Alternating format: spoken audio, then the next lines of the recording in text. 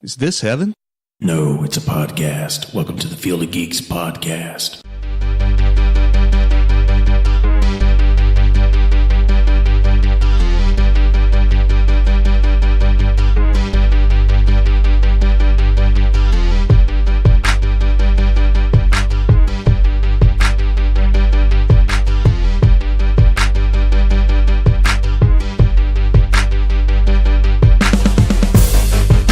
Welcome to episode 104 of the Field of Geeks podcast. I'm Josh. I'm Steve. And I'm Joey. So we've got a fun show today. Going to be at least a 3 or 4 hour show, probably. Yes. Oh, minus. Oh, it's shorter than 2.5 hours. So it's a. Hey, can you not make me do math right now? Yeah, sorry, my bad. I'm a math nerd. Well, that's the show, guys. So I appreciate everyone's time. So bye. Yeah, bye. So we got just a few topics today to talk about, but first and foremost, we have a really cool interview today. We have a filmmaker from Iowa on the show. His name is Tarrell Christie of Lost Utopia Films. He's won an award of excellence at the National Broadcast Education Association Media Arts Festival for his short film, The Spaceman, which, you know, if you haven't seen it, it's really awesome. Amongst other films that he's done, he's got a whole ton of stuff out there and some great content. Tarrell, how's it going, man? Good. Thanks for having me on the show. I'm really excited. Yeah, absolutely. So you and a friend started Lost Utopia Films, right? Tell us about how all that kind of started and came about. It started with my friend Luke and I, and we met in about 8th grade. And at this point, I was pretty much just making movies by myself because I didn't ever find anybody that was also interested. So yeah, I met him, and he wanted to make movies, and so we started doing stuff together, originally under the name LT Shorts, which is just Luke and Tarrell Shorts, because we're so clever. And we did that pretty much in high school, because we were in a broadcast classroom, and originally they wanted us to do news stories, but we just kind of asked if we could just make movies instead, because we didn't really care about news. So we did that for a good couple of years. And then out of high school, we just kind of sat down and wanted to figure out where we wanted to take it from there. And that's when we created Lost Utopia Films, which is just our independent video production, film production company. That's awesome. When did you decide that this is what you wanted to do, you know, as a living, or is it kind of your passion? And was there something that kind of specifically called out to you that made you want to do it? So what it was for me was Peter Jackson's King Kong. That's really what pretty much made me want to become a filmmaker, because I grew up on Godzilla and King Kong movies and just completely loved it. But, you know, as much as I love them, they clearly are a little dated. Right. You know, especially in the visual effects department. And so to see Peter Jackson's vision of it and just how big the scope was really just completely blew me away. And I remember I bought this 2-disc DVD set, and there was 5 hours of the making of the film, and I knew people made movies, but I didn't really know what it was exactly. And so seeing that someone could basically just have this dream project, basically kind of as kids, you know, you play with toys, pretty much do that, but with real people and crazy effects and everything, that just really blew me away, and that's what inspired me to pursue filmmaking. That's awesome. Yeah, that was a very visually appealing film too. I remember. I don't know if you guys know my daughter. Yes. Anyway, yes. She really liked the cannibal scene, and when I say really liked it, she was petrified by it. I mean, she wouldn't even finish the movie at the time. It was. I forgot how dark it got when I got to the island. And encountered the. That's how I was with the bug scene. Yeah. I just turned away. I was like, because we were in the theater. I was like, I can't run away from this. Right. Yeah. Just start looking down. Did I drop some popcorn down here?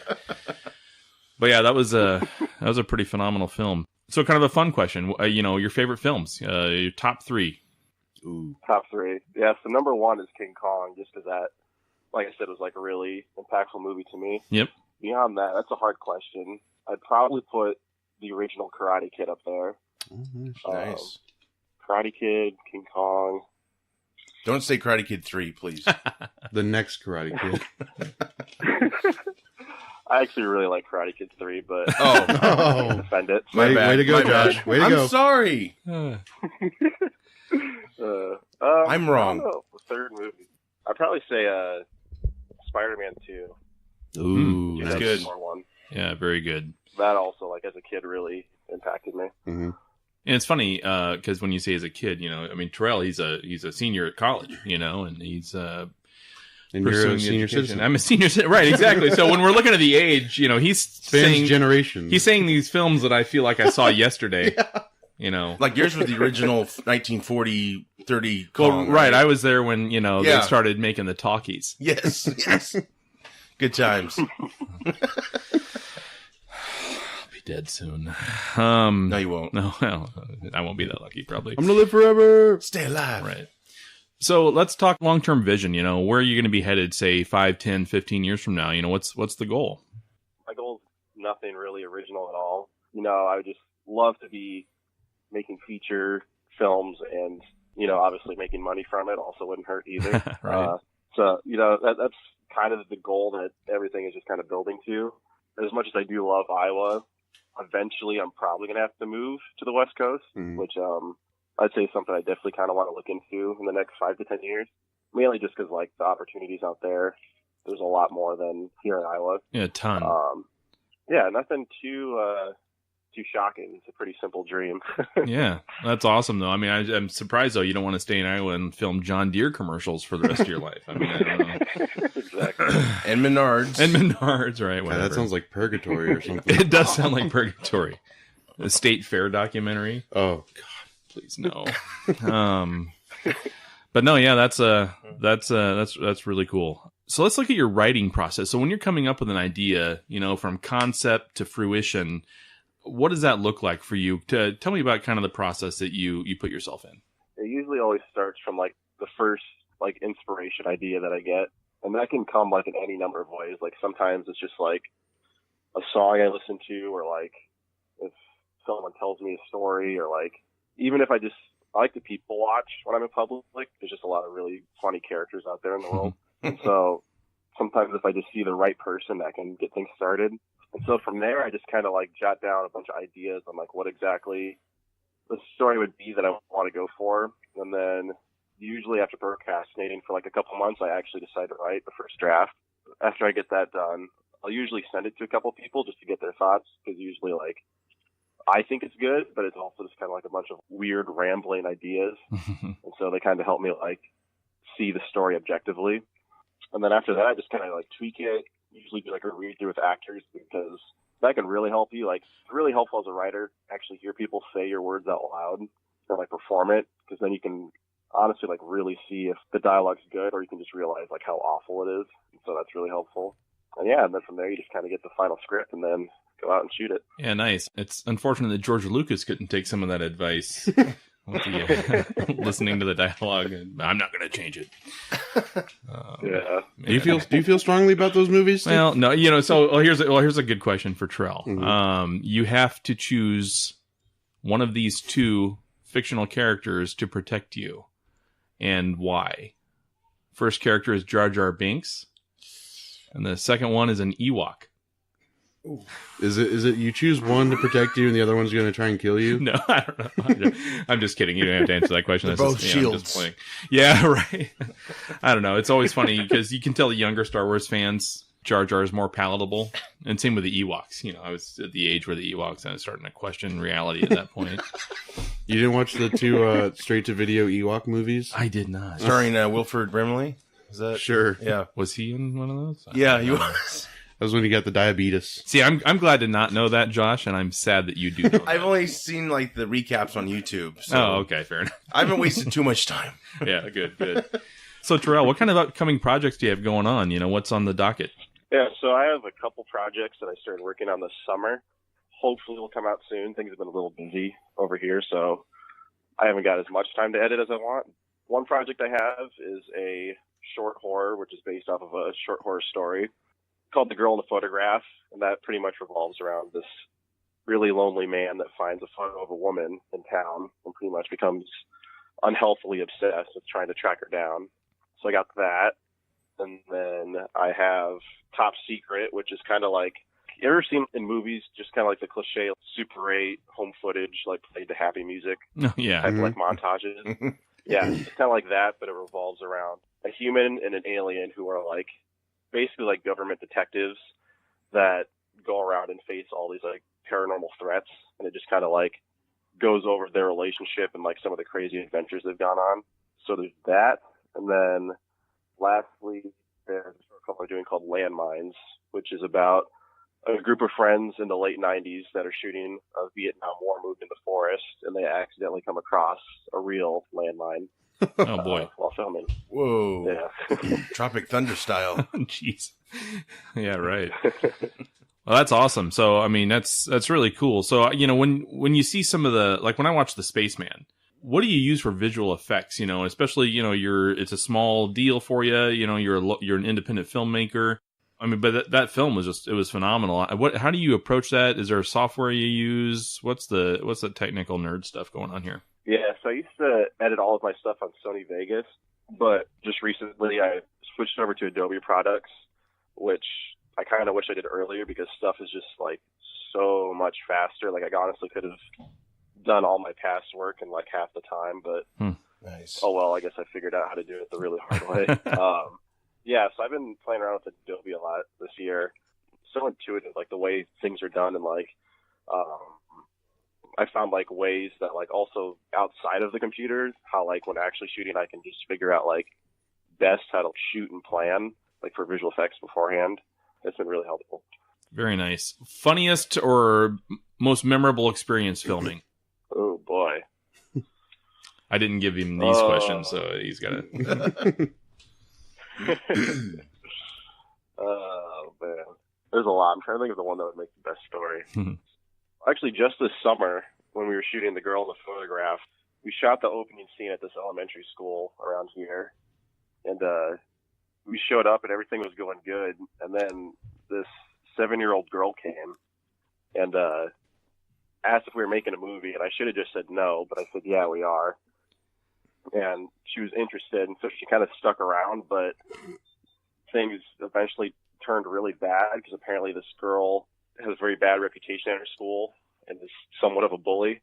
And so she pretty much harassed us for like a good 2.5 hours, basically taking off our shoes and throwing them into like puddles and moving props and just completely just trying to ruin everything.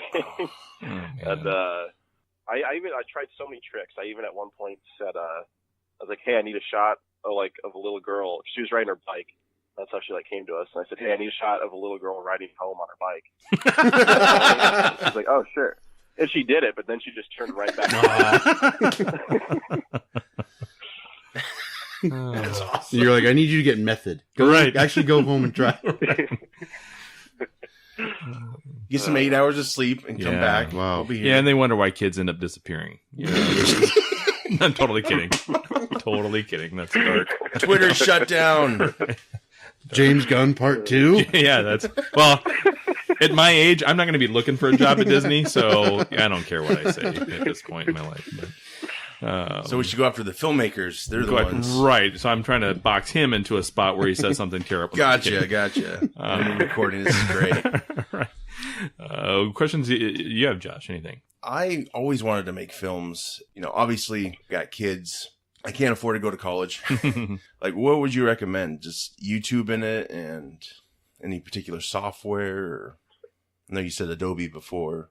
So, like, there's a lot of good free software if you're just starting out. I like that. I mean, like, people kind of poo-poo sometimes on, like, iMovie or, like, Windows Movie Maker, but, I mean, honestly, if you're just starting out, it really is good at teaching you, like, the fundamentals of just, like, editing and, like, cutting and everything. And, like, I really don't think there's such thing as, like, prodigies in filmmaking. Like, I don't care who you are. Like, the first thing you're going to make is going to be, like, awful. Like, I've never seen anyone make a first anything, and it's been, like, amazing, you know? So that's why I don't think like people need to like when they first start out, like run out and buy like all this expensive equipment. Like just kind of like use what you have. And like, especially if anything is free, like definitely just take that route and like, just like fail a lot and just keep training. And like eventually once you start to get better, then start moving up to like more complex like systems and whatnot. Cause it can be like pretty overwhelming at first if you don't know like at all what you're using. When you write things, do you also storyboard a lot, or you kind of just film as you're inspired, like certain shots? It really depends. situation-wise for me. Well, yeah, like with like storyboarding and everything, I used to be very like, you know, I have to get every single thing planned, every shot planned, Right. and like test it beforehand. Mm-hmm.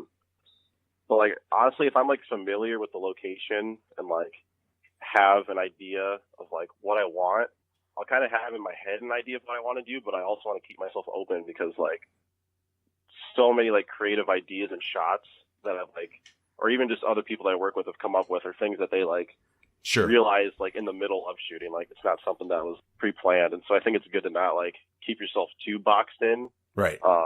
because that can just kind of limit like the creativity that you could have.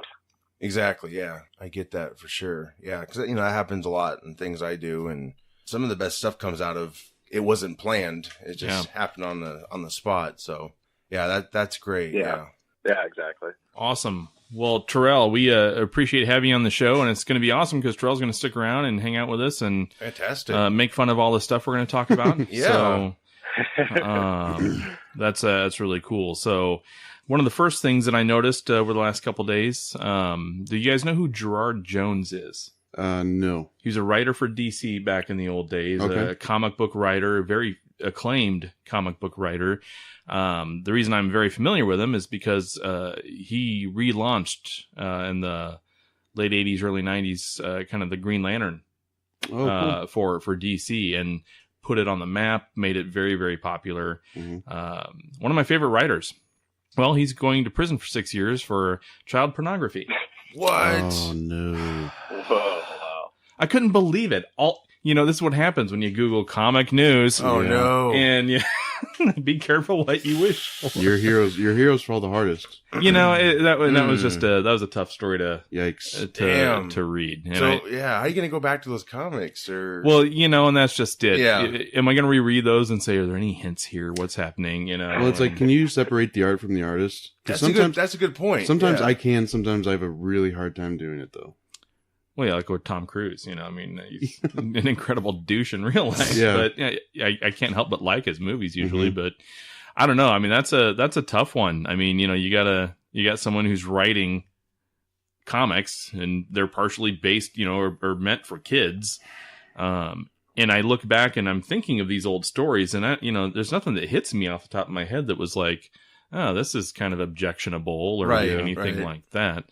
Well, I mean, we have filmmakers out there like Polanski, who got in trouble back in the day, but he makes great films, so he gets a pass, right? Yeah, like he didn't like retire. Like this guy retired from the industry a while ago, or yeah, I mean he's been doing other things, but he hasn't made comics in a long time. He won't be. Yeah, no kidding. He'll be writing the prison newsletter. I think that is really tough because there's a lot of old movies out there, and if you read, you'll see those actors like a lot of them did some horrible things, and that is tough because it's like, damn, it's good work, but it really affects me to see this, knowing what I know now. You said he's going for how long? 6 years. Oh, you might want to keep up on that story.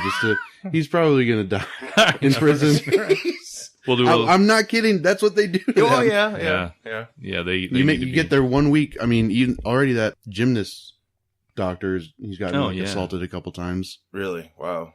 I'm just saying. Oh, so did Jared Fogle. He's gotten his tail beat a few times in the joint. And then some. Right. Terrell, do you plan on going to prison for 6 years at some point? Of course. Okay, good for you. Good. Just for the experience. Just for the experience, right? Hey, you can get some good stories out of it. Maybe, right? Exactly. Tell the press, like, hey, check out my film. Right. Oh man, but yeah. So sorry to lead in with that fun story. I just thought it'd be hilarious for the shock value. So that's fine. We eat our veggies first, and then I know. I was like, oh, an anniversary edition's coming. Oh no. Nope. We took a dark turn. Nope. The rest of the stuff is pretty tame. So good. Steve's gonna burn his first comic. Yeah, that's it, right? Man, it's fun. I have all those packed away too. So I mean, just finding them to read them, that'd be a chore. So I think we'll just leave them in the box for a while. But, yes, good call. Nobody's gonna want to buy them. Probably not anymore now. Well, maybe some of his child molester buddies. Oh my god! next topic. Right. Next topic. Sorry, done. Brian Singer, you got a delivery. No. Oh, Brian Singer. Sorry. So the Venom trailer, the second trailer came out a little while ago. I don't know if we've talked about it on the show or not yet. Yeah, I don't think we've got your perspective on it, but go for it, man. Well, what are your guys' thoughts? I mean, it was they've said it's no longer part of the MCU, or that it's not going to be. Mm-hmm. And to me, that's code for, well, we've seen the final product, and it's not. We're not gonna let that be part of the MCU. The effects look great. I definitely like it over the Topher Grace. Yeah. Yeah. You know, I appreciate Tom Hardy when he tries to adapt like an accent or whatever. I'm not liking the way he's talking. It sounds like Bobcat Goldthwait. Goldthwait, yeah. Yeah. I didn't really have a problem with that last scene until like listening back, and I was like, oh yeah, turd in the wind. How did we okay this for the trailer? Like, I've never seen a turd in the wind. Sorry to say, but because you are one. Yeah. Oh, thanks. Truth hurts. No, but yeah, it looks. I mean, Michelle Williams is in it. She usually doesn't, and he doesn't usually choose terrible projects. So I like to think something's there, and I'll probably go see it. It's one scene out of a 2-hour movie. It'll be fine, and that's fair. That's and it's totally even fair. not like that's not like permanent. They might not keep it in there. Yeah, they might smear it away. Yeah, it'll be the extra content for the Blu-ray. Oh, check out the turn the wind scene now. And get your Slurpee. Yeah. How about you, Terrell? What do you thought? What were your thoughts about it? It's a winner. To be fair, from the beginning, I've just been against the idea of this movie because I think doing a Venom origin story without Spider-Man just literally makes no sense. But wow, yeah, I think it looks really bad. I'm not into it at all. Yeah. Can someone tell me, like, is that how people in San Francisco talk? Like, what is Tom Hardy's accent? Like, I just don't even understand. Like, I saw someone say that he sounds like he's doing a Terrence Howard impression. And ever since I heard that, I just, like, can't get that out of my head. Yeah. Like, Next time, baby. It's so weird. I just don't understand. And it is weird. And, you know, as a person who, for work, spent a lot of time in San Francisco, that's not how they talk down there. I'm trying to think of the last time he did an American accent. Because he's always been British or some form of British, like in... Someone made a point, like, we don't actually know his real accent. He's changed it so many times in these films, but... Is this off Agent Venom storyline? Are you familiar with that, Steve? I'm not. Okay. No, it's not, because he's more coherent. Okay. Than... Plus, he's kind of like a mercenary. Like, he's kind of dressed like Deadpool a little bit. Like, he's got the... He works for S.H.I.E.L.D. in that storyline, I think, right? Sure. Yeah? Okay. Well, he won't in the movie then, because that's an MCU. No, they won't. Which, that really has been news. Like, right. I mean, it's not anything breaking. Like, people have kind of known it wouldn't be, since they said they were going for like a more rated R route, which I guess they're not doing rated R now. There's so much jumbled with this movie that nobody knows exactly what's going on, which I think is why a lot of people aren't on board, because it's such a kind of a mess of like, are we going to do this? Or are we not going to do that? Yeah. Right. Yeah, absolutely. And I agree, Terrell, that, you know, a Venom movie without Spider-Man, at least in the backdrop, somehow, I mean, it is a little weird. I mean, to me, seeing a Spider-Man, Venom, and Carnage film, I mean, that's got $1 zillion written all over it, and right. You know, nobody's doing well, it. Who's to say? I mean, what's Andrew Garfield doing? We don't know. Well, if Right. Sony was smart, obviously they know Kevin Feige does not want this part of the MCU. Right. Why not do like an Elseworld movie with bring Andrew Garfield back? Yeah. Although I think they're already doing Into the Spider-Verse, which is a multiverse Spider-Man. Right. They could. You got Nick Cage as Spider-Man. You are. Yeah.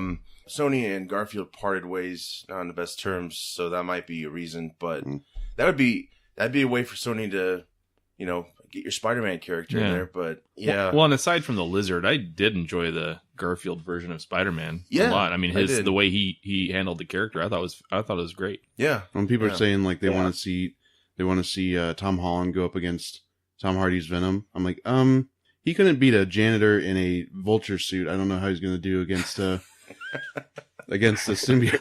And it's like, but then you look at Andrew Garfield, he took on the Lizard, who that was like a weird part of the movie, but it was an actual mutant villain as opposed to just some regular guy. Yeah. So It was a new villain, at least. It wasn't like the Green Goblin, like they did in the second Amazing Spider. Yeah.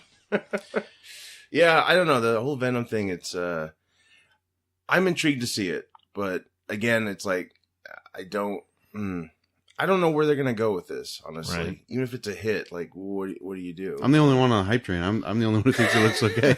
It's only because I haven't seen the second trailer though, because I don't watch second trailer. So maybe that would be the nail in the coffin. Well, and see, I was kind of at the first trailer thinking, oh, sweet, let's see where this goes. And it was the second trailer that kind of dropped me off of the cliff a little. But again, you're right. It's just a trailer, right? It's just a stupid scene. Rogue One had multiple elements in the trailer that didn't even appear in the final product. Yeah, right. So, and I don't like judging a product before it's even out ever, but we'll see what happens. I like how they're making them like gigantic, like they're really, they're really size. taking the time. It's not just grafted to Tom Hardy's height, or Topher Grace's height. Oh my gosh, yeah. Which I think this is already a better it's like a skin, Venom. Yeah, because that was like a skin tight Venom Mike suit. Parker. Yeah, the guy weighs $105. I mean, I don't know. Yeah, he's better as David Duke. Oh God, that's right. He did play. Jesus. All right, so Venom. Yeah, that sounds like a fun deal. So the next item is the Marvel Netflix stuff. We have Iron Fist season 2's coming out pretty soon. It's a shorter season though. Is that right? I think it's supposed to be like 10 instead of like 13. Okay, which is fine. It's still double digits. I'll take that. Right? I didn't dislike the first season at all, but season 2 of The Punisher just finished filming, which is awesome. And, yeah. And then Daredevil season 3 is going to be out later this year, and they're currentently filming season 3 of Jessica Jones. So nice. It's awesome to see all that stuff continuing to roll. Do you think they're going to do a Jigsaw season already, or do they give him a little break and like bring in someone else and then bring him back like for season 3 or something? I bet season 2 cliffhanger will be him. I'd like to see season 2. Like maybe the first half or 2/3 stay away from Jigsaw, and then bringing him back in and building it up for whatever. Yeah. But Tarrell, you a big fan of the Marvel Netflix stuff? Yeah, I haven't watched the new Luke Cage or Jessica Jones yet, though. Yeah, the new. I haven't seen Luke Cage yet either, but we did watch the latest season of Jessica Jones, and I don't know if I'm stepping in controversy here, but I liked it better than the first season. I mean, I thought it was really cool, and a lot more character development. Yeah, especially like with Hogarth and stuff. Yeah. Carrie Ann Moss's character, she kind of stole it. I thought in a lot of places. She's really good. Not to say her career was in the toilet, but you hadn't seen her for a while, right? And it's really nice that they give these meaty parts to these actors that we're familiar with, and we've wanted to see them again. So I love the first season of Jessica Jones. It's the only show I've seen with my wife that's like comic based. Probably because of the detective angle, and she's a strong woman, so that helps, right? Yeah, definitely got to get on that season 2. But I'll take your word for it. Really good. It's pretty good. And then I'm in the middle of Luke Cage season 2 right now. It's pretty good. We've seen F.O.G. Sorry. Yeah. I got it mixed up. That's his brother. Yeah. We saw F.O.G. for an episode, and I know Danny's supposed to be in there a couple episodes. I haven't seen him though. So that makes sense though, because of the whole, Iron Man and Power Fist stuff in the comics. That'd be really cool. And he's been, they already referred to him as a hero for hire. Nice. Like they laid that in there a little bit. But yeah, with Iron Fist 2, like the season 2 trailer came out like on Tuesday or something. And everybody is like, oh, I love this so much. It's so much better than the first season. I'm like, well, I still don't understand the complaints of the first season. Yeah, I don't really either. Like, I mean, from an aspect of like, we've seen this story before and it's like, okay, but yeah, like that's just it. Like that's the origin story of him. That's not, Marvel's fault, or it's not Netflix's fault that they wrote that for like 3 different characters within the MCU of a billionaire losing his parents and like coming back from the dead, pretty much. Like that was their like complaint, was that it's just a rehash like Bruce Wayne. Or a lot of the news heard it. They said they rushed production, and then you saw the choreography wasn't probably the best. So I think people just started shitting on it from there. And then of course the big controversy thing, saying that he should have been an Asian actor, which in the comics he's not Asian, right? There are multiple Iron Fists, okay, but he was the first one, right? He was the first one in the. You never hear that in the headlines. You just hear he should have been an Asian actor, and then this is whitewashing. But if that's comic accurate, what's the problem? Well, it was accurate to the comic, and it's change for the sake of change. I'm not always fun, with, but I mean, if they're going to change it for a good reason, or if something makes sense. You can't just make, Batman into, a Catholic priest. Well, not anymore because he's atheist. Well, go right. Yeah, there you go. Exactly. These headlines DC's doing, it's like, you just want to sell comics. I get it. He's fictional, right? Right, exactly. But yeah, other people were upset because they said Danny Rand was like appropriating the culture of, the monks and stuff like that. And it's like, well, I don't know. And other people got on the case of like, that's kind of selfish to say like other people can't appreciate another culture, I guess. Mm-hmm. And then they were like, oh, he complains so much. And it's like, well, yeah, he's a millennial. I complain a lot. He's my age. I get it. Yeah. I don't know. Yeah. Well, I'm 400 years old and I complain all the goddamn time. So I don't know what you guys' problem is. You're from Asgard. Right. Yeah. So Terrell, did you see Luke Cage Iron Fist season 1, and what'd you think of that? Yeah, honestly, I did not hate it as much as most people. And honestly, I kind of liked it more than the first season of Luke Cage. Ooh. Which I know is kind of weird. I don't know. I'm just a sucker for like kung fu, even if it's like really bad kung fu. I just always love it. Sure. So, yeah, like I honestly didn't hate it that much, and I really like how the season 2 looks. I mean, honestly, it looks like they took a lot of the criticisms to heart. Yeah, I'm actually really interested in seeing it. Yeah, it seemed like they were able to craft this a lot better, Yeah. I think. Even if you liked the first season. Unfortunately, it's hard for me to watch. I started watching the first episode, but then I have all that criticism. It affects me. It's like I should have just stayed away from it and just had my honest opinion. But it's... You can still watch it. Yeah, I'm going to. I just... yeah. So that season comes out, new season comes out the 14th? I think so. Okay. Something like that. Yeah.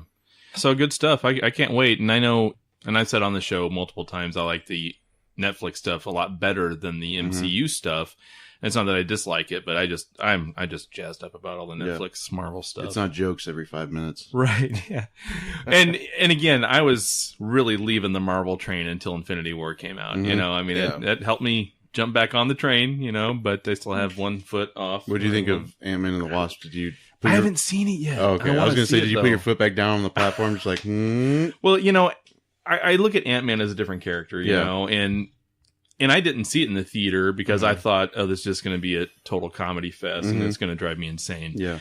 So we redboxed it and I bought it that next day because I loved it. And I thought, so I'm excited to see it. I don't know. If you like the first one, I think you're going to like this one. I enjoyed it. It's a movie you can actually take your kid to. Yeah. I know it's jokey, but it's Paul Rudd. It kind of comes with the territory. Well, the first one was jokey too. And with that kind of a character, I'm more open to that kind of a character having that kind of a humor deal. But when you're throwing Batman, snarky comments and, when Thor is just nothing but a comedy character, I mean, that makes me want to. And I will say in Ant-Man and the Wasp, they really dumbed down Scott Lang's character. Did they? Like, cause he got a degree in like what electrical, like something crazy. Cause like you saw all the stuff he did in the first one with like he knew how to ice the door and stuff like that.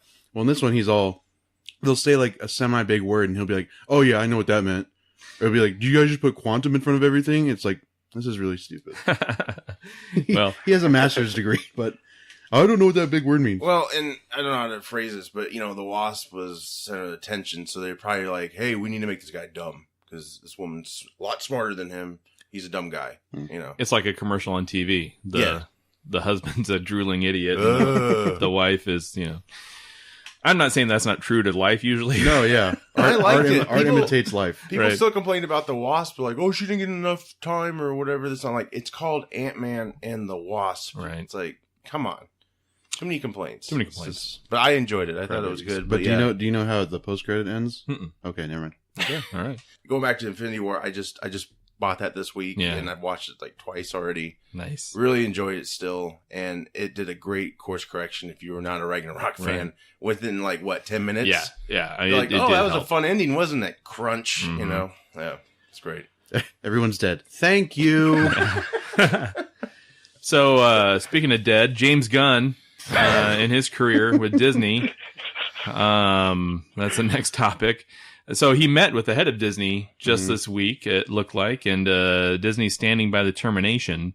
Let's just go around the horn and thoughts. Terrell, how about you?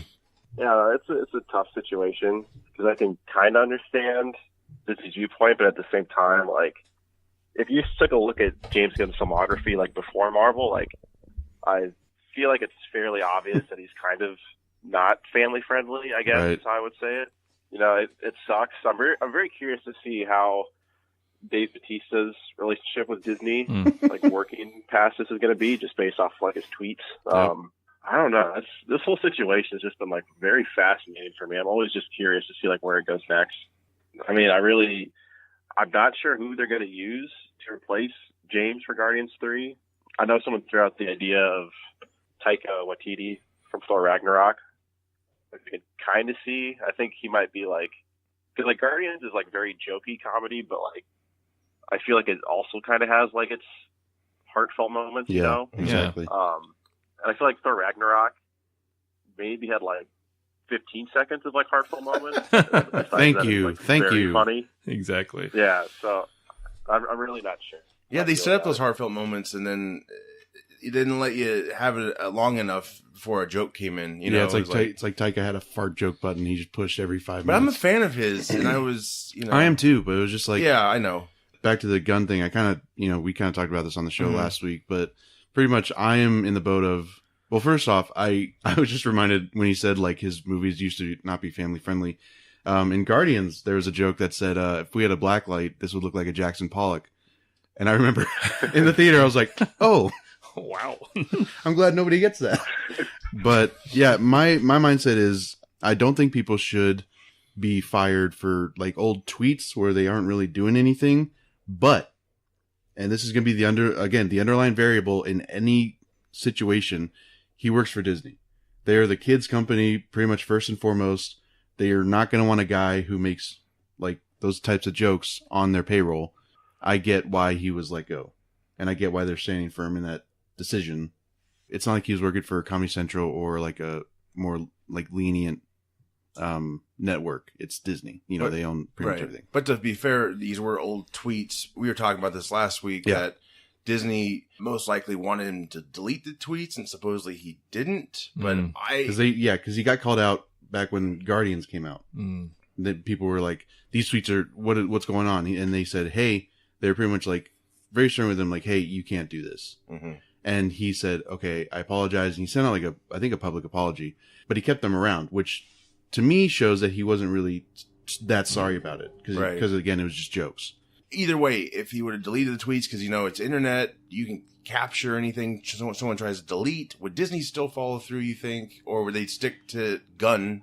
I think they would have probably stuck with him if he would have done that. I mean, on the internet, once it's there forever, right? But at the same time, if he would have taken that step, I think they might have looked at it like, hey, he's making the effort for it. And and it's a perception thing. It's optics, right? Right. And whether we like it or not, sometimes life is over PC nowadays, and sometimes it's not PC enough. And, but at the same time, you've really got to be careful today, Well, I'm not trying to go into politics, but he's a very big critic of President Trump and all his tweets. So it's like, if you're going to engage in that, and if you haven't deleted any of this stuff, you need to do that now. Yeah. And that's what happened. I mean, this is like a alt-right guy who found these.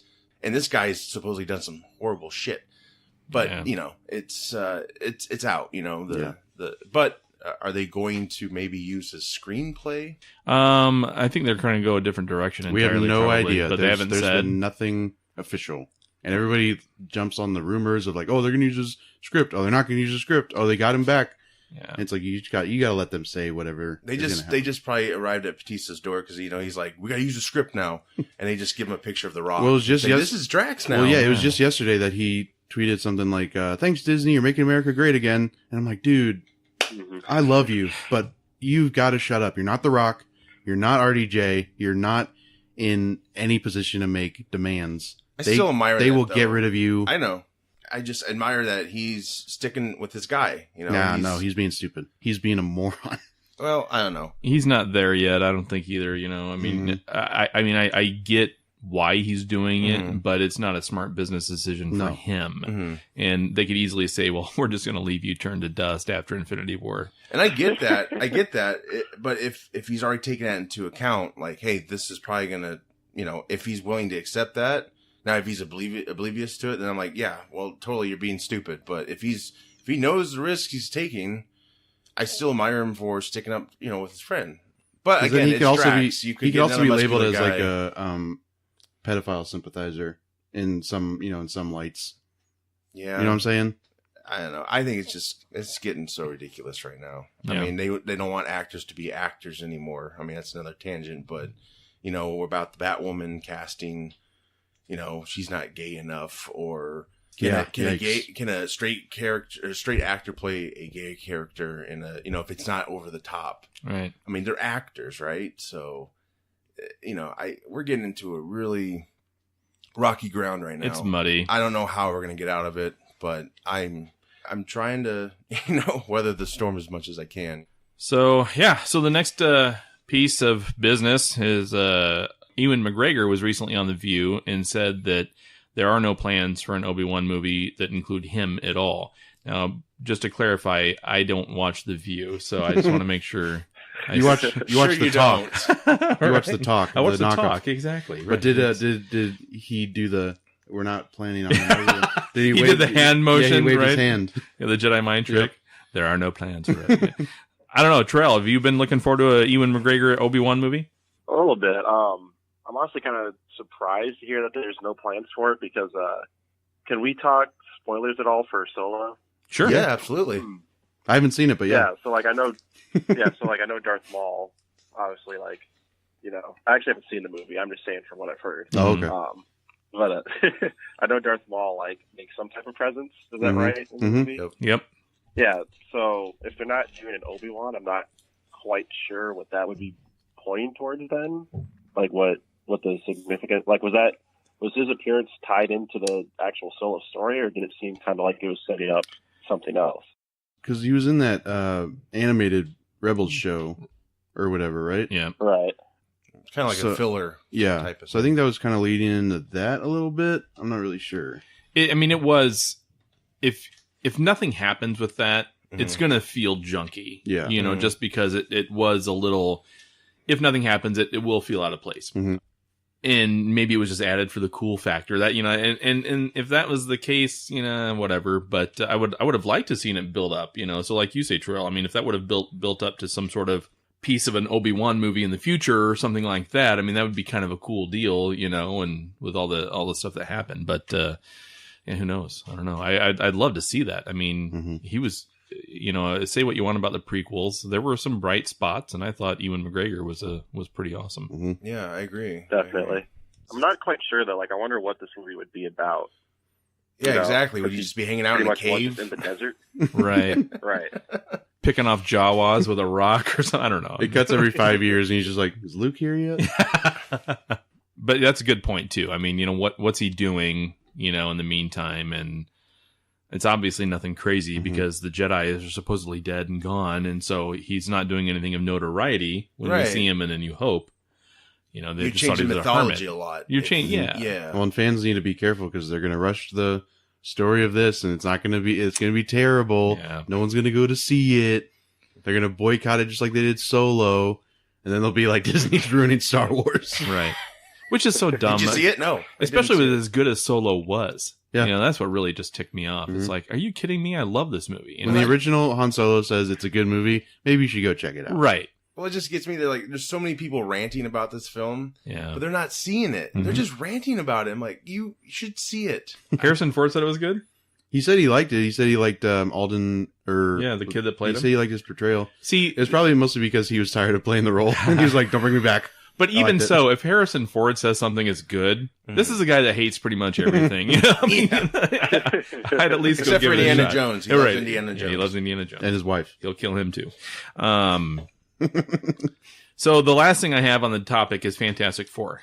The new comic just was relaunched this last week after a couple years of absence in the comic shops for a regular Fantastic Four monthly title.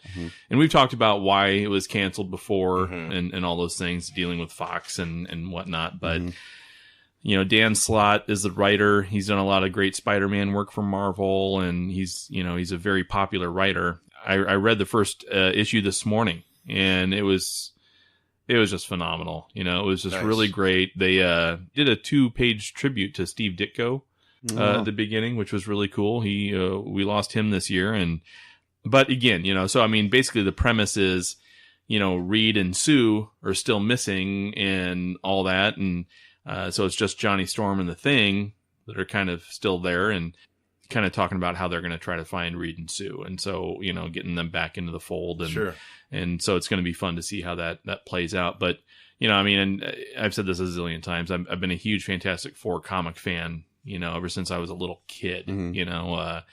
and even as a little kid, I liked, my diversity in comics. I like the darkness of Batman, but I love the fun of the Fantastic Four, Yeah. and Superman and that sort of thing. So kind of in relation to that, though, the Fantastic Four translations to screen have all been failures. Do we is that just a franchise that's just not going to translate? I don't know. Tarrell, what do you think? I think it could. I think it just needs the right type of direction. Because the newer Fantastic Four movie, I don't think, like, they did some interesting takes with, like, approaching it from, like, a dark angle.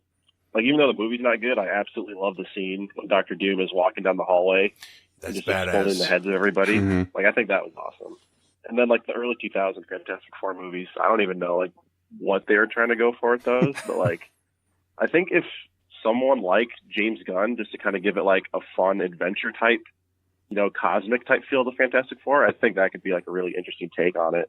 And I also think casting is kind of like a huge thing with the Fantastic Four. I didn't absolutely hate like the choices they had for the newer movie. Like I actually loved Michael B. Jordan as Mhm. Johnny Storm, but I don't know. I think you just need like an actor that can like really, or actors, I guess, that can like really just kind of like nail the team aspect. And like once you get the team right and like the right story, I think from there you can actually make it work. Yeah, I love the effects of the Thing in the last one. I mean, again, say what you want about the film. He looked awesome. Yeah. And the Thing's one of my all-time favorite characters, and so it was just, and I think you're right. James Gunn approached, because I was always kind of skeptical. Could the Fantastic Four work or not? I don't know. But then the Guardians, they pulled that off really, really well. And I remember when the first Guardians of the Galaxy came out, I could not have cared any less at all in any way, shape, or form. And then I saw it. Mhm. Right. And I was blown away, Right. So that was, I don't know, it's pretty cool. What about you guys? The original Fantastic Four film in the early 2000s. Not the one that didn't get released. Right. No, I have seen that one, the Roger Corman one. Yeah, it kind of had captured the comic feel. I just think I don't know where it went wrong. For me, it was how they got their powers. I hate how they journey to space. You don't see that much in movies without going into like massive effects and launching into the all that cool adventure stuff. But in that film, they just go up there like it's a road trip, and it just didn't feel. It just didn't feel You guys like want to go to Space Tuesday? Yeah. that's exactly what it felt like. It was rushed. Really Yeah. rushed, yeah. Yeah, Yeah. and this newer one I admire a lot. I really like how they got their powers. It might not be the way they got them in the comics, obviously, but it felt very serious and terrifying. Yeah. How it went down, and like you were saying about Doom, like you feared him. Yeah. He wasn't just making these. He wasn't joking around. Yeah, exactly. But I definitely see it being a successful movie. You just gotta get that cast right, and they've done all these fan castings, and they look great. The one that I've seen is the John Krasinski and Emily Blunt, Zac Efron, and John Cena as the Thing. Now that's not gonna probably happen, but You can't thing me. Yeah. but you see this art people do. They put these characters in there, and it's like, man, it looks pretty damn cool. Yeah. And them being husband and wife, they kind of got that dynamic. So, who's to say how they're gonna cast it or whatnot? But I think in the MCU could definitely make it work. Sure. I think that was the good thing about the first one with Chris Evans and Michael Chiklis is I think they got the team dynamic Yeah. pretty like as good as they were going to get it at that time. Especially between Michael Chiklis and Chris Evans. I think Evans was like in his prime, like kind of douche, but like could be a good guy at times. And that really translated well to screen. And like their chemistry of kind of like butting heads, but at the end of the day, it's like, okay, we're cool. I remember like kind of enjoying that movie, but like that's all the enjoyment I've ever gotten out of any of those movies. With the new one, it was just way too like dark, and I feel like I feel like that's a problem with any comic property. Is it only certain comics translate well when you try to make them dark. Like Titans, I think looks pretty good, even though they're going very dark. Like you got Robin crushing dudes' jaws and stuff. I hate the new one, the 2014 one or whatever. Or when did that one come out? Which one? Fantastic Four, the last one. The last one. Oh, yeah. Was Probably. not a fan of it at all. It was one of the worst movies I've ever seen. Again, didn't mind like the casting choices, and it also didn't help that like there was a lot of behind the scenes. You know, like people were interfering with the movie. People like made him reshoot certain scenes. So I don't know. I think it's a part of it is just the higher ups don't exactly know what they want to do with this team. You know? Yeah, and with the Fantastic Four, one of the most important things to get right is Johnny Storm and the Thing. Mm-hmm. You know, because even in the comic, just the #1 comic that came out yesterday, you know, or not yesterday, but Wednesday, you know, it's all about how they're playing off of each other, you know, and that's just a huge dynamic. You know, it's like Reed and Sue are the straight men, right? And then those guys are the ones that you gotta kind of balance through, you know, and so, you know, that's an important piece of that puzzle. And you're right. You know, I think they got that with those early movies, but and that was one of my problems with the newer one is that Michael B. Jordan and I think it's Jamie Bell or something. Yep. We just didn't really see them interact throughout the movie. mm-hmm. And then at the end, they're like trying to think of a name, and Michael B. Jordan's like, "How about the like powerful three and the ugly sack of shit or something?" Right. I'm like, where did that come from? Yeah. We've had no like indication that you guys are any sort of friends. Right. Now you're just like making fun of this dude who, like, it's not his choice to look like this. Yeah, and he could probably just crush you if Yeah. he wanted to, you know. So. Well, and that was a reshoot scene you could tell too because he had like a beard, and it's like, wait a minute, yeah, that was like a studio exec, like, oh, we gotta put that in there, you know, because they got along in the film. So yeah, just jump into that. Call him a sack of shit. Yeah, right. I don't know. We'll see. We'll see what happens. I mean, I'd love to see it work. I really would, just because I love the property so much, you know. I do too. And if it never works, we had The Incredibles 1 and 2. So right, there you go. There's your Fantastic Four film, and you got years and years and years of awesome Fantastic Four comics, and more to come. And did they have an animated series like they the did X-Men at some and point, stuff? yeah. All right. Well, check it out. a lot of Good stuff. That's all I got. Anybody else have anything else? Just wanted to remember. Aretha Franklin. Yeah, we just can passed away this week. Yeah, I mean, she's for the last few years have had some health problems off and on, and what was it, Thursday she passed? I believe so.